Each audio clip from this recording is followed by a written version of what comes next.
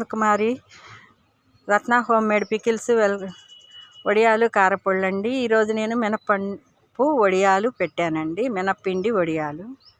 ఈ మినపప్పు నానపెట్టుకున్నానండి నైటు. పొద్దున్నే రుబ్బేశాను. 1 కేజీ పప్పే పోసానులేండి, ఆర్డర్ వస్తే.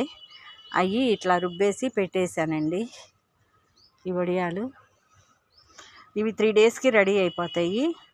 తర్వాత వాళ్ళకి పార్సిల్ పంపించేస్తానండి. ఓకే ఫ్రెండ్స్, ఈ వీడియో కనుక మీకు నచ్చినట్టయితే లైక్ చేయండి, షేర్ చేయండి, సబ్స్క్రైబ్ చేయండి. పప్పు బాగా నానిన తర్వాత నైట్ అంతా 3 టైమ్స్ కడుక్కేసుకొని 3-4 టైమ్స్ కడిగేసుకున్న తర్వాత అప్పుడు మనం గ్రైండ్ చేసుకొని నీళ్లు వేయకుండా ఇట్లా గట్టిగా రుబ్బుకొని పెట్టుకోవాలండి. మనం పెట్టిన వడియం పెట్టినట్టు ఉండలాగా ఇట్లాగా అప్పచ్చిలాగా అవ్వకుండా బాగా నీట్గా ఉంటుంది.